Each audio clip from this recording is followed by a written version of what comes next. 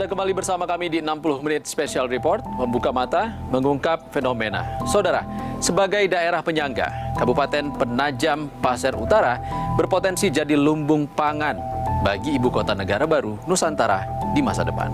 Namun, sejumlah masalah harus dibereskan oleh pemerintah agar cita-cita para petani Penajam Pasir Utara untuk menjadi pemasok utama pangan IKN dapat tercapai. Saksikan penelusuran lengkap Adinda Kusumo langsung dari Penajam Pasir Utara.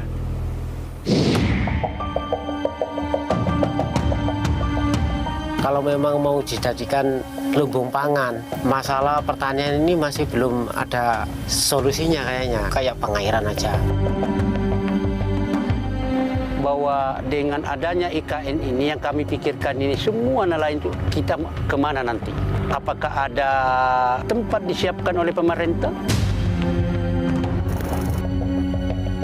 Kemarin kita hitung anggaran untuk irigasi itu yang Garak Talaka itu hampir 1,2 triliun. Kita minta sekitar 30 miliar lebih itu satu kampung nelayan maju itu.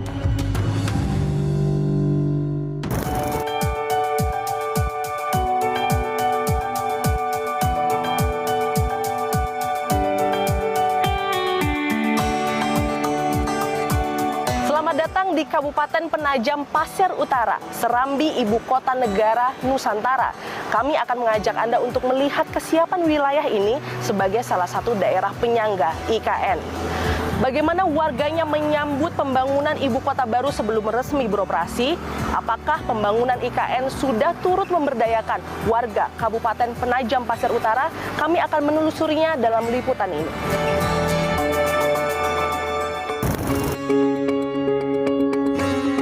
Seiring pembangunan ibu kota negara IKN Nusantara, Kabupaten Penajam Pasir Utara yang diresmikan tahun 2002 silam, jadi primadona baru di Provinsi Kalimantan Timur. Kota Penajam hanya berjarak 39 km dari titik nol IKN Kecamatan Sepaku, Kabupaten Penajam Pasir Utara. Waktu tempuh kedua kota yang tak sampai 1 jam ini membuat Kabupaten Penajam Pasir Utara menjadi area strategis sebagai wilayah penyangga kota Nusantara. Salah satunya potensi lumbung pangan IKN di masa depan. Penajam Pasir Utara memiliki 11.000 lebih hektar sawah padi dan ladang yang sebagian besar terletak di Kelurahan Babulo Laut, Kecamatan Babulo. Menelusuri lahan lumbung pangan, saya mendatangi petani di wilayah ini dengan waktu tempuh 1 jam perjalanan dari pusat kota Penajam. Sejauh mana kesiapan petani, salah satu aktor utama penyuplai pangan untuk IKN di masa mendatang?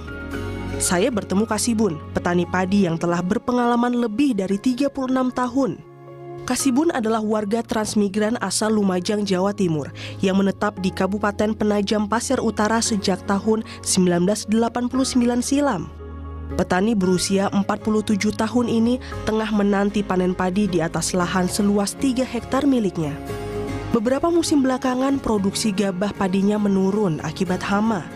Kasibun berharap hasil panen 2 pekan ke depan akan lebih baik. Kalau dulu kan hama tidak seberapa, nah, kalau sekarang ini hama banyak. Mana hama itu lain-lain obatnya lagi gitu loh. Terus tikus juga itu banyak. Itu kalau misalnya panen seluruhnya, itu penghasilan produksinya berapa tuh Pak? Nah, harusnya kan 6 ton. Kadang kan sawah yang di sana tidak nyampe 3 ton. Hasil panen menurun akibat serangan hama memengaruhi pendapatan Kasibun. Musim panen lalu, Kasibun hanya meraup pendapatan bersih 15 juta rupiah setelah 3 bulan masa tanam. Serangan hama semakin merajalela, salah satunya akibat sistem irigasi yang belum terpenuhi. Kalau air di sini itu sistemnya itu tak ada hujan, Mbak. Tidak ada. Jadi kalau tidak ada hujan, misalnya 1 bulan atau setengah bulan itu sudah kering, tidak ada. Nah disitulah biasanya tikus itu kalau tidak ada airnya itu senang makan, ya. Hampir seluruh wilayah pertanian padi di Kabupaten Penajam Pasir Utara belum tersentuh sistem irigasi. Padahal infrastruktur irigasi krusial guna menggenjot produksi pertanian agar menjadi lebih dari 2 musim per tahun. Sejauh ini, sawah petani di Penajam Pasir Utara masih berbasis tada hujan yang sering dilanda kekeringan karena perubahan iklim. Kalau memang mau dijadikan lumbung pangan, yaitu Masalah pertanian ini masih belum ada solusinya kayaknya. Ya. Masalahnya apa? Masalahnya yang pertama itu kayak pengairan aja. Kalau lumbung pangan kan otomatis kan terutama itu kan komoditi padi ya ini. Padi misalnya. Di sini kan mayoritas padi. Itu imbasnya banyak, Pak. Ya, otomatis orang-orang itu yang alih komoditi kayak sekarang kan banyak yang dibikin sawit tuh. Repot sih, Pak. Kalau kita ngelarang sawit itu kan perdanya itu belum ada. 2 tahun terakhir, lahan kebun kelapa sawit semakin meluas, sekitar 46,1 ribu hektar pada 2022 menjadi 46,4 ribu hektar di tahun 2023. Kasibun juga cemas akan pupuk subsidi yang sering terlambat sampai ke tangan petani. Distribusinya tak merata akibat carut-marut data. Padahal petani berharap pupuk subsidi mampu meringankan biaya produksi di tengah pendapatan yang semakin menurun. Kasibun harus merogoh kocek lebih dari 5 juta rupiah sekali panen guna membeli pupuk subsidi untuk 3 hektar sawahnya. Pas waktunya kita pupuk, kadang belum datang pupuk itu. Ya kita kalau ada uang ya kita beli pupuk yang non itu, walaupun mahal ya kita beli. Kalau subsidi itu kalau yang Poska kena 130 ya itu. Kalau yang non itu kena 350, selisihnya jauh. Ini yang terjadi sekarang ini ya. Pupuk itu agak susah, kadang-kadang kita yang nanam, yang betul-betul nanam punya lahan, itu namanya kadang-kadang itu tidak keluar di RDKK, tidak ada muncul.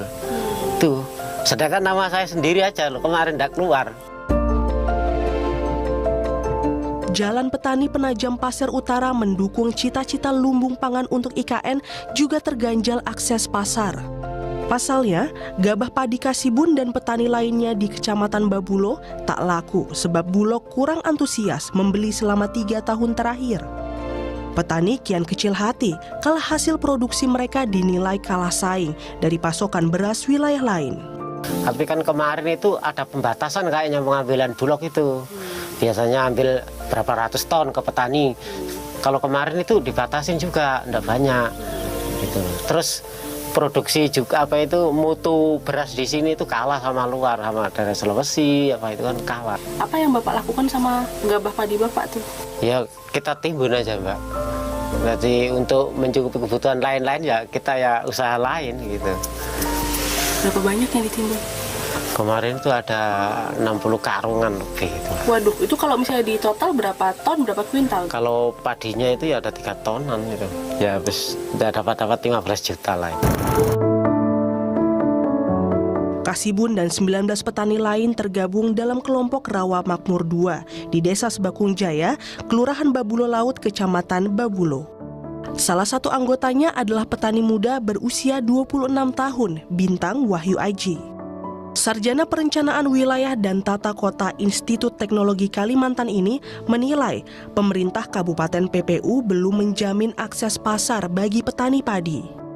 Bintang berharap pemerintah daerah serius mengedukasi petani untuk meningkatkan mutu padi agar tak kalah saing dengan beras dari luar wilayah Kalimantan. Miris sih Mbak sebetulnya. Beras kita sendiri sebetulnya cukup kok untuk mencukupi semua yang ada di Penajam, khususnya Penajam lah ya. Ya saya nggak mau muluk-muluk Kalimantan Timur deh, sepenajam aja cukup kok. Banyak yang bilang beras kita tidak memenuhi standar kualitas. Dan kita tuh tidak diberitahu standar kualitasnya seperti apa yang harus kita penuhi. Permasalahannya ada di mana? Apakah permasalahan itu karena memang varietasnya nggak cocok, atau memang kondisi tanah dan nutrisinya nggak cukup, atau proses pengolahan berasnya yang salah? Kita nggak dikasih tahu di mana salahnya. Sehingga memenuhi standar kualitas yang mana sih yang kita nggak tahu itu. Bintang sadar penelitian dan bantuan ahli dibutuhkan untuk menciptakan kualitas pangan terbaik dari Kabupaten Penajam Pasir Utara.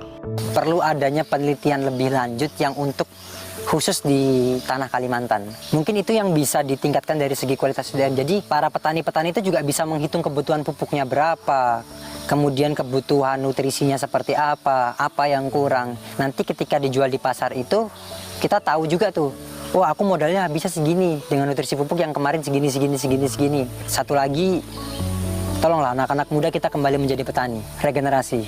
Karena di sini lahan sangat banyak, cuman yang menggarap nggak ada. Pemerintah Kabupaten Penajam Pasir Utara mengklaim upaya revitalisasi badan usaha milik daerah BUMD Benuotaka jadi strategi untuk menjamin akses pasar petani.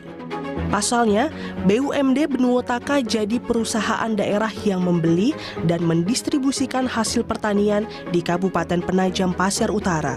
BUMD kita Benuotaka kemarin kan sudah kita sehatkan, sudah kita angkat pejabatnya, sehingga sekarang sedang dilakukan negosiasi kerjasama dengan Borneo Food Estate. Nah, dia kita minta untuk membeli hasil pertanian yang panen.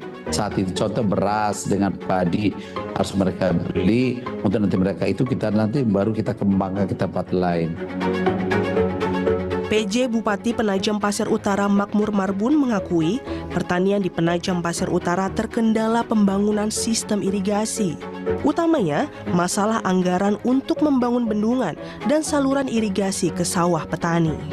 Anggaran kami kan sangat terbatas, sehingga kami tidak bisa mampu sekaligus dalam 1 tahun ini, 2 tahun ini menembus apakah persoalan-persoalan terkait dengan penyediaan ada di lahan pertanian di sana. Kemarin kita hitung anggaran untuk irigasi itu yang Garek Talake itu hampir 1,2 triliun. Kalau bendungan itu kan kewenangannya kan pemerintah pusat. Kami mungkin paling-paling membuat saluran tertiar yang ada di masing-masing di sawah.